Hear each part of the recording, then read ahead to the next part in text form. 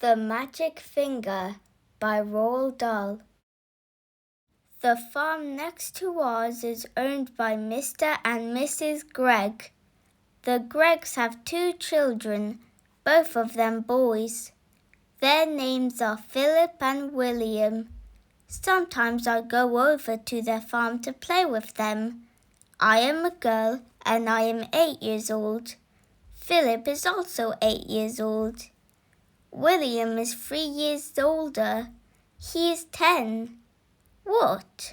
Oh, all right then. He is 11. Last week, something very funny happened to the Gregg family.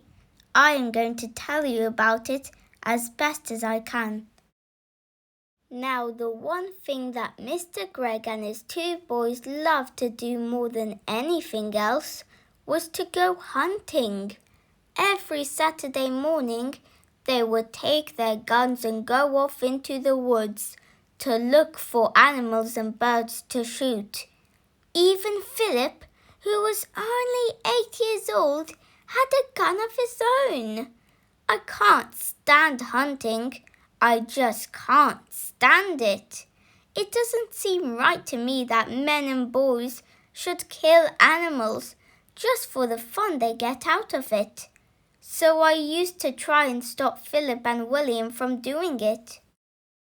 Every time I went over to their farm, I would do my best to talk them out of it, but they only laughed at me. I even said something about it once to Mr. Gregg, but he just walked on past me as if I weren't there. Then, one Saturday morning, I saw Philip and William coming out of the woods with their father, and they were carrying a lovely young deer. This made me so cross that I started shouting at them. The boys laughed and made faces at me, and Mr. Gregg told me to go home and mind my own P's and Q's. Well, that did it. I saw red, and before I was able to stop myself, I did something I never meant to do. I put the magic finger on them all. Oh dear, I even put it on Mrs. Gregg, who wasn't there. I put it on the whole Gregg family. For months, I had been telling myself that I would never put the magic finger upon anyone again. Not after what happened to my teacher, old Mrs. Winter. Poor old Mrs. Winter. One day we were in class and she was teaching us spelling. "Stand up," she said to me, "and spell cat."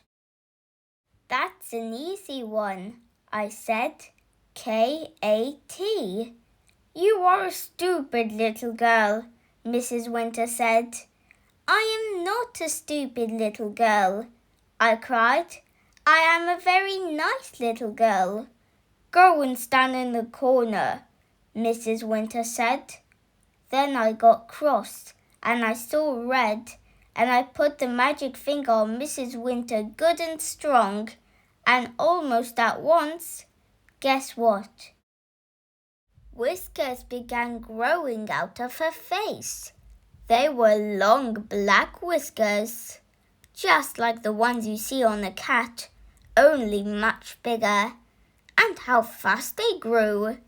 Before we had time to think, they were out to her ears. Of course, the whole class started screaming with laughter, and then Mrs. Winter said, "Will you be so kind as to tell me what you find so madly funny, all of you?" And when she turned around to write something on the blackboard, we saw that she had grown a tail as well. It was a huge bushy tail. I cannot begin to tell you what happened after that, but if any of you are wondering whether Mrs. Winter is quite all right again now, the answer is no, and she never will be.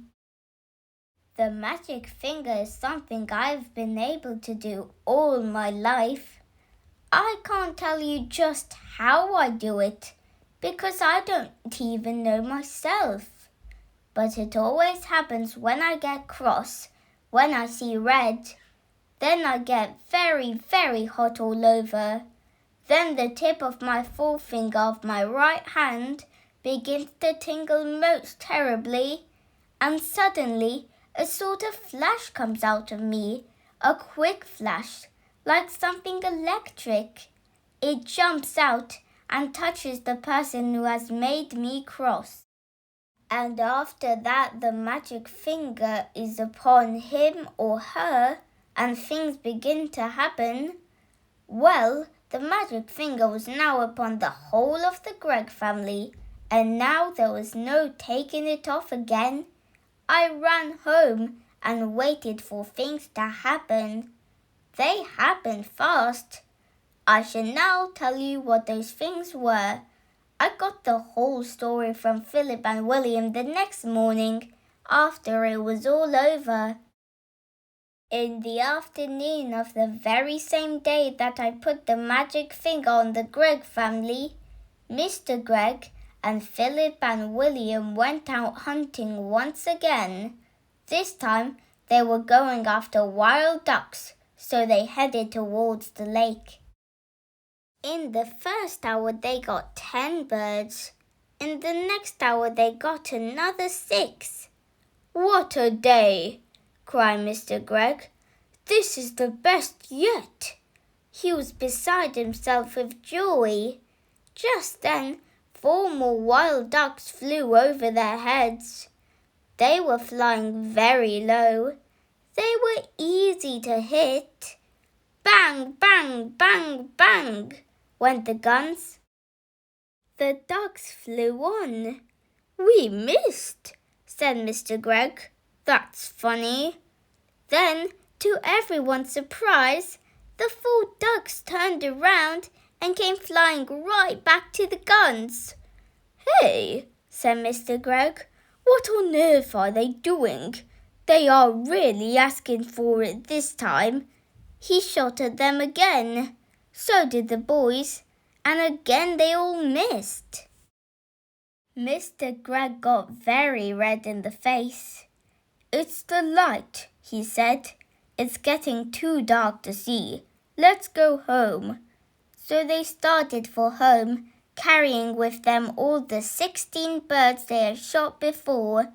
But the 4 ducks would not leave them alone. They now began flying around and around the hunters as they walked away. Mr. Gregg did not like it one bit. "Be off!" he cried, and he shot at them many more times, but it was no good. He simply could not hit them. All the way home, those 4 ducks flew around in the sky above their heads, and nothing would make them go away. Late that night, after Philip and William had gone to bed, Mr. Gregg went outside to get some wood for the fire. He was crossing the yard when all at once he heard the call of a wild duck in the sky. He stopped and looked up. The night was very still. There was a thin yellow moon over the trees on the hill, and the sky was filled with stars. Then Mr. Gregg heard the noise of wings flying low over his head, and he saw the 4 ducks, dark against the night sky, flying very close together. They were going around and around the house. Mr. Gregg forgot about the firewood and hurried back indoors. He was now quite afraid. He did not like what was going on, but he said nothing about it to Mrs. Gregg. All he said was, "Come on, let's go to bed. I feel tired." So they went to bed and to sleep. When morning came, Mr. Gregg was the first to wake up. He opened his eyes. He was about to put out a hand for his watch to see the time, but his hand wouldn't come out. "That's funny," he said. "Where is my hand?" He lay still, wondering what was up. Maybe he had hurt that hand in some way. He tried the other hand. That wouldn't come out either. He sat up. Then for the first time, he saw what he looked like. He gave a yell and jumped out of bed. Mrs. Gregg woke up, and when she saw Mr. Gregg standing there on the floor, she gave a yell too, for he was now a tiny little man. He was maybe as tall as the seat of a chair, but no taller, and where his arms had been, he had a pair of duck's wings instead. But, cried Mrs. Gregg, going purple in the face. My dear man, what's happened to you? What's happened to the both of us, you mean? Shouted Mr. Gregg. It was Mrs. Gregg's turn to jump out of bed. She ran to look at herself in the glass, but she was not tall enough to see into it. She was even smaller than Mr. Gregg, and she, too, had got wings instead of arms. Oh, sobbed Mrs. Gregg. This is witch's work, cried Mr. Gregg, and both of them started running around the room, flapping their wings. A minute later, Philip and William burst in. The same thing had happened to them. They had wings and no arms, and they were really tiny. They were about as big as robins. Mama, chirruped Philip. Look, Mama, we can fly. And they flew up into the air. Come down at once, said Mrs. Gregg. You're much too high. But before she could say another word, Philip and William had flown right out the window. Mr. and Mrs. Gregg ran to the window and looked out. The two tiny boys were now high up in the sky. Then Mrs. Gregg said to Mr. Gregg, Do you think we could do that, my dear? I don't see why not, Mr. Gregg said. Come on, let's try. Mr. Gregg began to flap his wings hard, and all at once he went up. Then Mrs. Gregg did the same. Help! She cried as she started to going up. Save me! Come on, said Mr. Gregg. Don't be afraid. So out the window they flew, far up into the sky, and it did not take them long to catch up with Philip and William. Soon the whole family was flying around and around together. Oh, isn't it lovely? Cried William. I've always wanted to know what it feels like to be a bird. Your wings are not getting tired, are they, dear? Mr. Gregg asked Mrs. Gregg. Not at all, Mrs. Gregg said. I could go on like this forever. Hey, look down there, said Philip. Somebody is walking in our garden. They all looked down, and there below them, in their own garden, they saw 4 enormous wild ducks. The ducks were as big as men, and what is more, they had great long arms, like men, instead of wings. The ducks were walking in a line to the door of the Gregg's house, swinging their arms and holding their beaks high in the air. Stop, called the tiny Mr. Gregg, flying down low over their heads. Go away, that's my house. The ducks looked up and quacked. The first one put out a hand and opened the door of the house and went in. The others went in after him. The door shut. The Greggs flew down and sat on the wall near the door. Mrs. Gregg began to cry. Oh dear, she sobbed. They have taken our house. What shall we do? We have no place to go. Even the boys began to cry a bit now. We will be eaten by cats and foxes in the night, said Philip.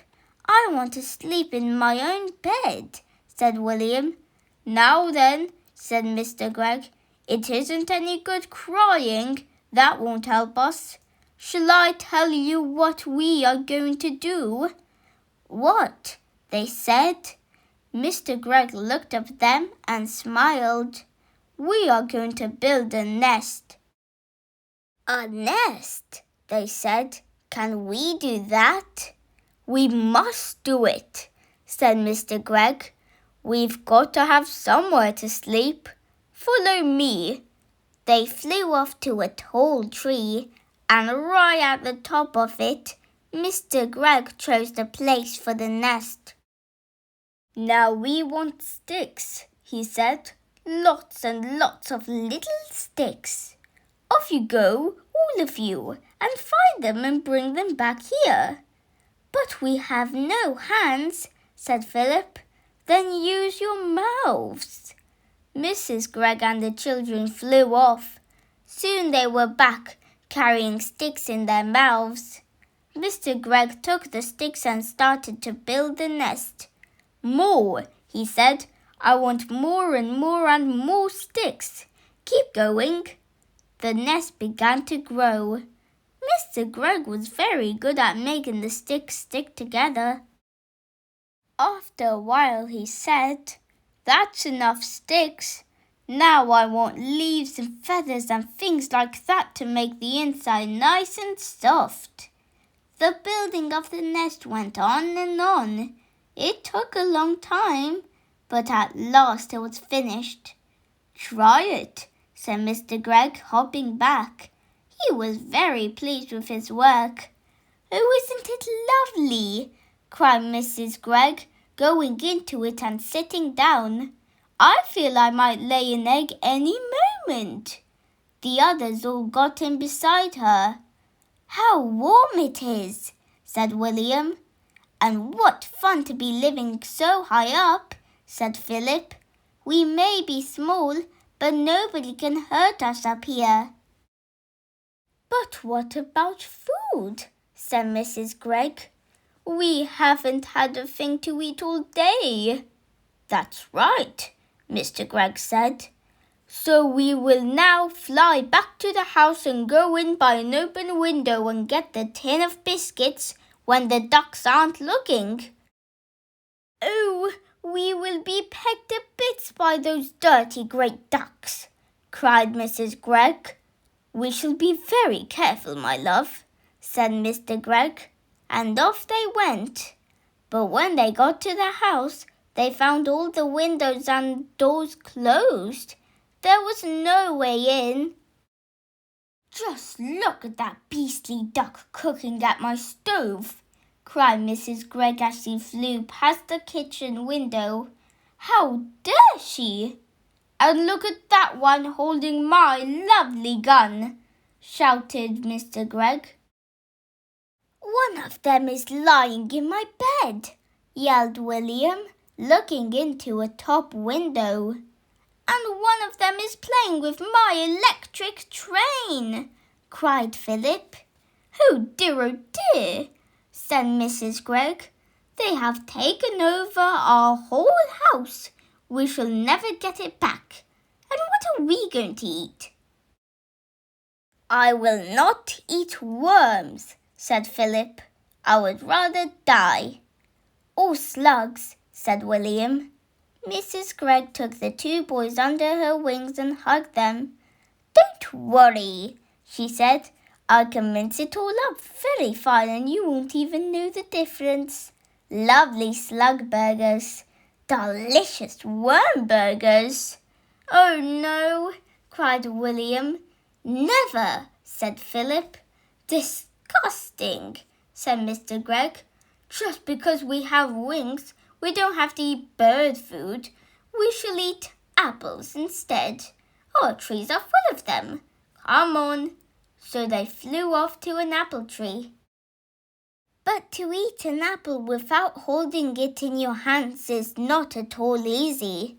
Every time you try to get your teeth into it, it just pushes away. In the end, they were able to get a few small bites each, and then it began to get dark, So they all flew back to the nest and lay down to sleep.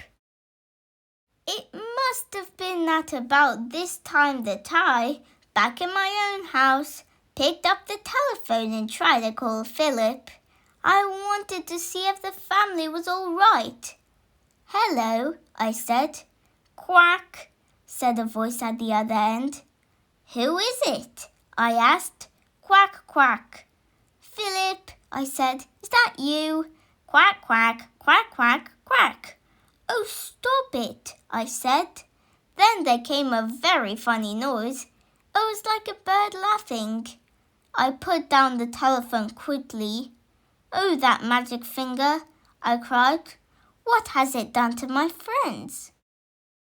That night, while Mr. and Mrs. Gregg and Philip and William were trying to get some sleep up in the high nest, a great wind began to blow.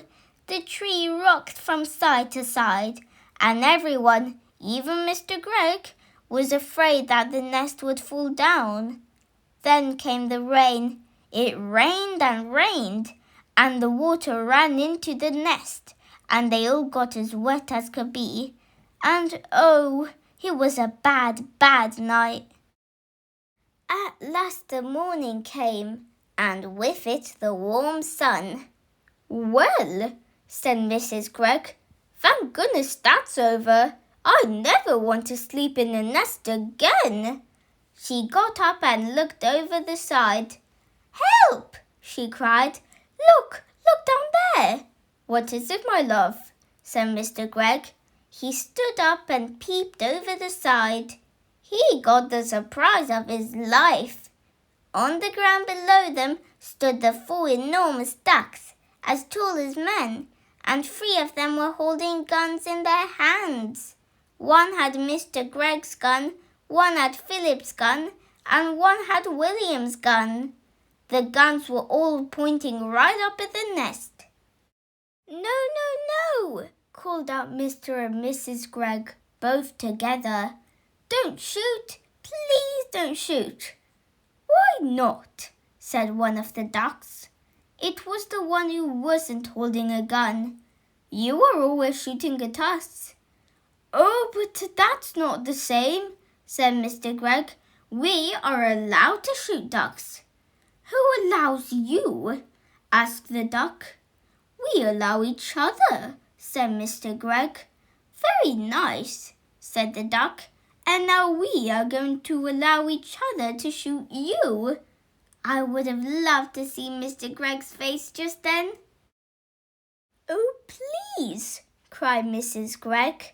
"My 2 little children are up here with us. You wouldn't shoot my children."